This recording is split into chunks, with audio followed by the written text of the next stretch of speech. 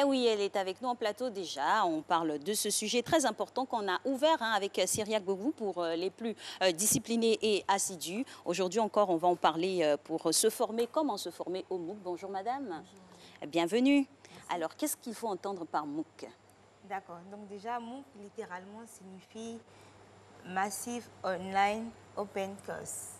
Donc, c'est des cours gratuits en ligne en général qui sont ouverts à tout le monde, à condition que vous ayez accès à Internet, que vous ayez un téléphone ou un ordinateur ou une tablette pour pouvoir vous connecter à un MOOC. Donc, on s'inscrit généralement sur les MOOC comme on s'inscrit sur les réseaux sociaux. Donc, ça ne demande pas de compétences particulières en fait, pour participer à des MOOC. On entend bien souvent parler de MOOC, de plus en plus. Alors, c'est quoi le truc en plus? Quels sont les avantages de MOOC? D'accord. Les avantages des MOOC, en fait, c'est que on a la flexibilité. Donc, la flexibilité qui est un gros avantage des MOOC. On n'a pas besoin d'aller s'asseoir dans une salle de classe pour pouvoir suivre un MOOC. Donc, vous avez la possibilité déjà d'être chez vous, dans votre lit, à la cuisine, peu importe où que vous soyez, vous pouvez suivre un MOOC à partir du moment où vous avez un téléphone portable, une tablette ou un ordinateur. Donc ça, c'est déjà ça, le premier avantage. Le deuxième avantage, c'est que les MOOC, en fait, vous rendent autonome, puisque vous avez la capacité maintenant de vous organiser vous-même pour suivre vos cours. Donc, si vous rentrez du boulot, par exemple, à 22 h et que vous avez encore du temps devant vous et que vous voulez suivre un MOOC, vous pouvez vous connecter et suivre votre cours gratuitement. Donc, ça aussi, c'est un autre gros avantage. Le troisième avantage dont je veux parler, c'est, on va dire, la flexibilité. Non, j'ai déjà parlé de la flexibilité, j'ai parlé de l'autonomie. Aussi, voilà, les MOOC permettent en fait de suivre des cours dans différents domaines. Donc, on a moins de prérequis. Vous n'avez pas besoin, par exemple, d'avoir une licence en mathématiques pour aller suivre un MOOC sur les mathématiques. Donc, c'est ouvert à tout le monde. Donc, ça permet en fait à tout le monde de pouvoir élargir ses horizons, de pouvoir suivre des cours dans différents domaines, à condition qu'on soit déterminé et qu'on soit discipliné. Justement, le dernier avantage m'interpelle précisément. Vous avez parlé de ne pas forcément avoir de prérequis. Comment est stratifié, comment est organisé on va dire les stades de formation? On commence par le B.A.B.A., l'intermédiaire et puis le performance. C'est comme ça que les cours sont distillés? Non, pas forcément.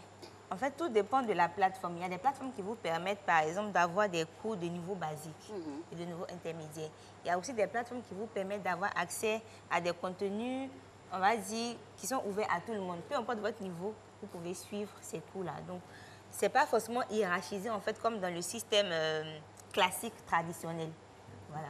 Alors, quelles sont les plateformes dans ce cadre-là? Quelles sont les plateformes qui sont les plus prisées, vous, de votre point de vue en tant qu'ingénieur télécom, les plateformes les plus prisées, et puis par rapport à quel type de population? Adulte, jeune, moins jeune?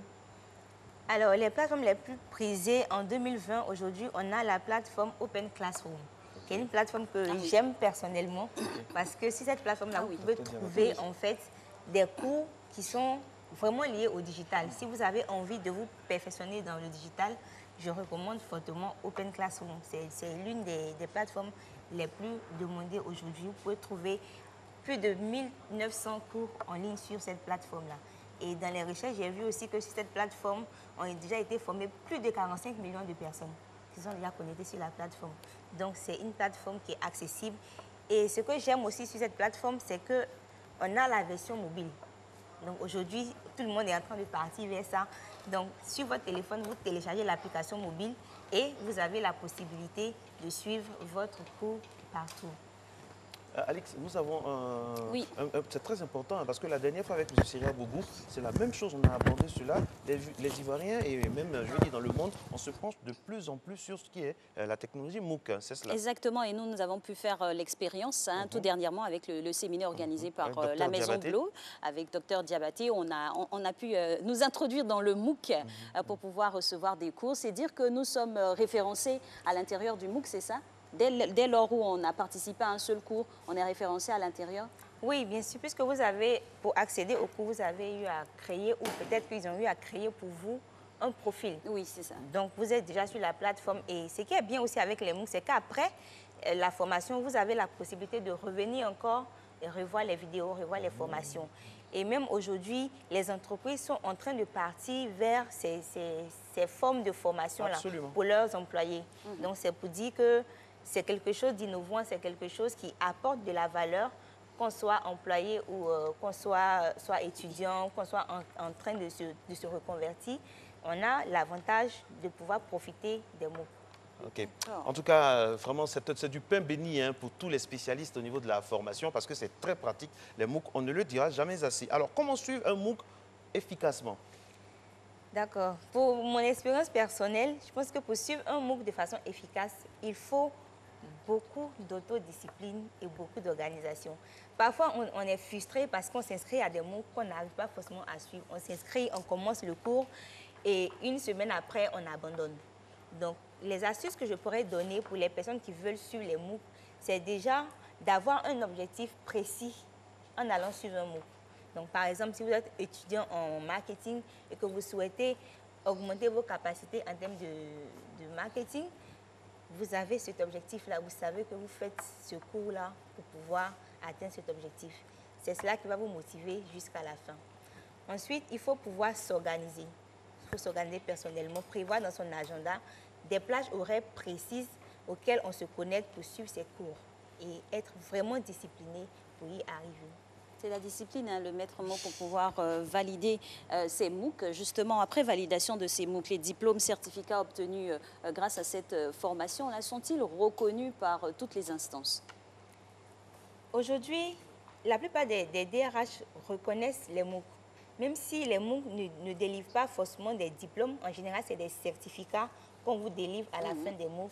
Ce sont des choses qui sont vraiment prises en compte. Quand vous mentionnez sur votre CV que vous avez suivi des MOOC, ça donne un message à l'employeur, c'est que vous êtes discipliné, c'est que vous êtes proactif, c'est que vous êtes acteur de votre propre formation.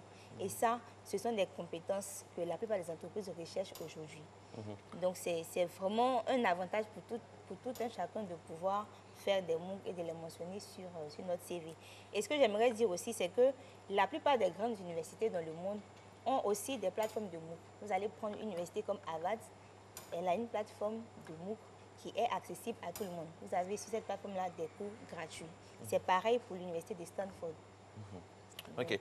On va revenir avec notre invité, le temps pour nos collaborateurs d'arranger son micro. On va aller avec notre réalisateur Jacques Brou, parler donc, vous le savez, de l'actualité, les consignes d'usage par rapport au coronavirus avec cette vidéo donc, qui nous permet de voir un peu tout ce qui est à faire dans le cadre bien sûr de la protection par rapport au Covid-19. Merci à Jacques Brou. Je rappelle des mesures d'usage pour le coronavirus que vous constatez maintenant. Voilà. Exactement. Se protéger et puis garder son calme.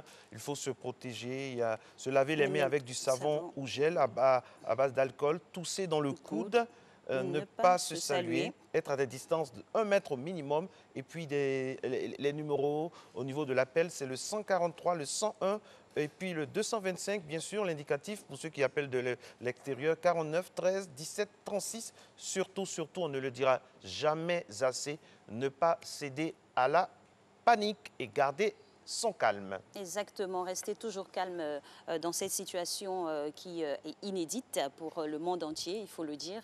Et donc, respecter scrupuleusement toutes ces mesures préventives, ça nous évitera encore de propager d'autres cas de contamination. Alors, on poursuit avec vous, Madame Kadio, toujours parlant des MOOC. Vous nous avez parlé de grandes universités référencées dans le monde quant aux formations qui ont des plateformes de MOOC. Mais sont-elles distillées dans les langues adaptées pour chaque continent? Aujourd'hui, on a des MOOC qui sont distillés dans plusieurs langues. Vous avez des plateformes comme Coursera, sur laquelle vous pouvez trouver des MOOC en 14 langues.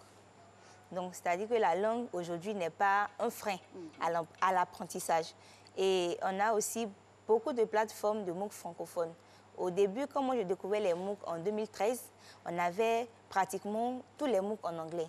Mais aujourd'hui, les choses ont évolué. On a beaucoup de MOOC en français et on a même des plateformes comme MyMOOC, qui est un annuaire sur lequel vous pouvez retrouver plus de 276 sites de MOOC.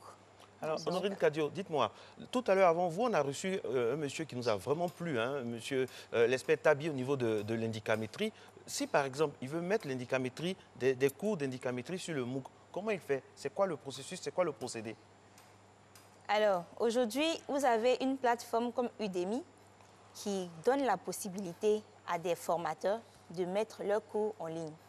Donc, pour le faire, vous devez enregistrer vos cours au format vidéo, parce que c'est essentiellement ce format-là qui est accepté sur cette plateforme-là, par exemple, et vous pouvez l'envoyer aux administrateurs de cette plateforme et vos cours seront disponibles sur cette plateforme-là. J'ai un ami qui a récemment mis des cours en ligne sur comment se former à Excel, par exemple. C'est un Ivoirien et qui l'a fait sur la plateforme Udemy. Donc, les professeurs aussi ont cet avantage-là de pouvoir faire connaître leur expertise sur les plateformes de MOOC. Donc, ce n'est pas seulement les apprenants qui en bénéficient, mais aujourd'hui, même les formateurs aussi peuvent en bénéficier. Et parlons justement de bénéfices et de gains, voire de profits. Est-ce que ce partage-là s'inscrit dans une démarche philanthropique ou bien on peut en ressortir avec de l'argent après pour les formateurs? Oui, bien sûr. Les MOOC, en fait, en général, sont gratuits. C'est-à-dire, les cours, l'accès aux cours est gratuit. Par contre, il y a des certificats qui sont payants. Donc, vous pouvez, par exemple, découvrir un MOOC sur la communication. Vous avez accès gratuitement à la formation, mais lorsque vous voulez obtenir le certificat, vous payez un montant qui, en général, est assez accessible. Okay. Et la plateforme Udemy, par exemple, dont je parlais tout à l'heure, les cours aussi sont payants. Donc, il y a forcément une contrepartie qui est reversée au formateur pour pouvoir aussi le rémunérer, l'intéresser et l'encourager aussi à pouvoir continuer à poster les cours sur ces plateformes-là. Ce qu'il faut retenir aussi, c'est que sur les MOOC en général, ce qui est prisé, c'est le partage, la collaboration. Donc, on encourage vraiment à partager, à collaborer avec les apprenants.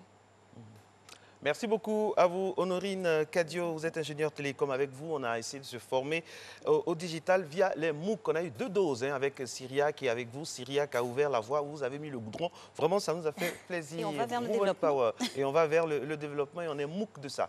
Comme on dit, de façon cool et simple en Côte d'Ivoire, oui, parce qu'il faut être décompressé. Il faut décompresser malgré l'inquiétude ambiante. Matin Bonheur se poursuit tout à l'heure. J'ai dit Maître Koné Dogbomé,